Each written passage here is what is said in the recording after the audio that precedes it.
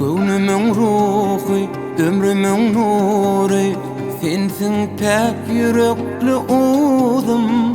Dünya barım, namusarım, cana canım, canım kıydım.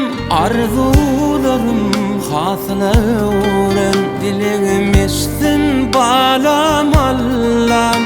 Günüm ayım sensin balam, batlı yaşacan kıydım. Ak bolsun yolun, senin anın batın açık bolsun kıydım.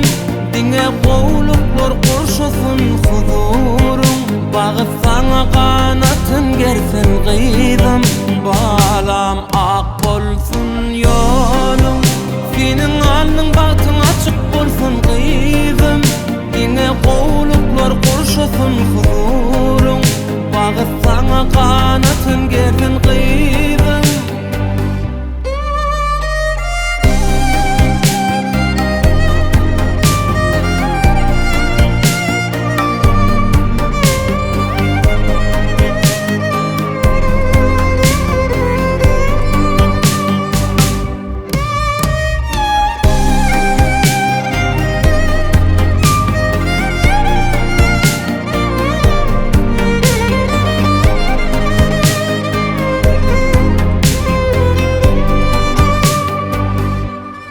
Arsal devletin nesiven olsun, 100 yıla ömrün uzalsın.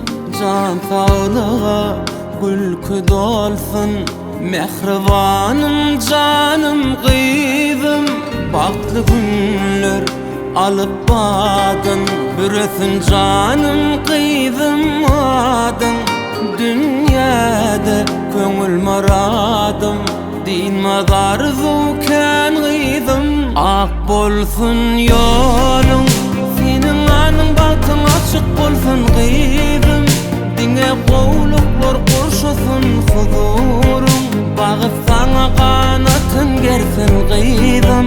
Balam ak bolsun yolun, senin anın batın açık bolsun kıydım. Dine kovluklar kurşusun huzurun, bağıtsana kanatın gersin kıydım. Ak bolsun yolun,